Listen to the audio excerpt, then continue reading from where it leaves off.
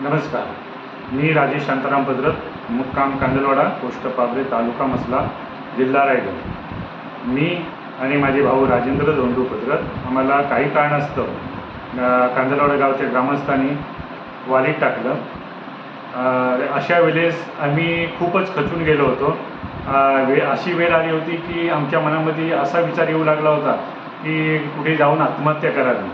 पण त्यावेळेस आमची मुलाखत योगेश दादा आणि तुषारीताईंकडे झाली आणि त्यांना आमची आपबीती सर्व सांगितली. त्यांनी त्याच्यावर विचार केला आणि आम्हाला सल्ला दिला की अशा वेळेस तुम्हाला कुठलाही वेगळा विचार न करता पोलिसांची मदत घेतली पाहिजे, कायद्याची मदत घेतली पाहिजे आणि कायदा हा सगळ्यांसाठी आहे आणि तुम्हाला न्याय हा मिळणारच. आणि त्यांनी स्वतः लक्ष देऊन या गुन्ह्याबद्दल केस लावून दिली आणि आज ती केस कोर्टामध्ये चालू आहे वालीत प्रकरणातून. आणि जेव्हा ही वालीतली केस लागली तेव्हा इथले कांदलवाडचे काही कार्यकर्ते खूप हरबलले आणि त्यांना कळत नव्हतं आता काय करावं.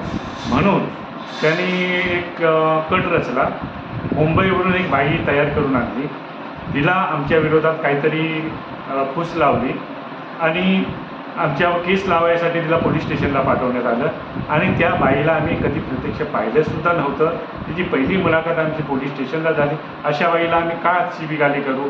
परंतु तिने आमच्यावर जे आरोप लावले त्या आरोप ऐकून पोलिसांनी आमच्या विरोधात गुन्हा दाखल केला. आम्ही त्यावेळेस त्यांना हे सुद्धा सांगितलं होतं CDI रिपोर्ट काढा, त्याच्यामध्ये दुधाचं दूध आणि पाण्याचं पाणी होईल.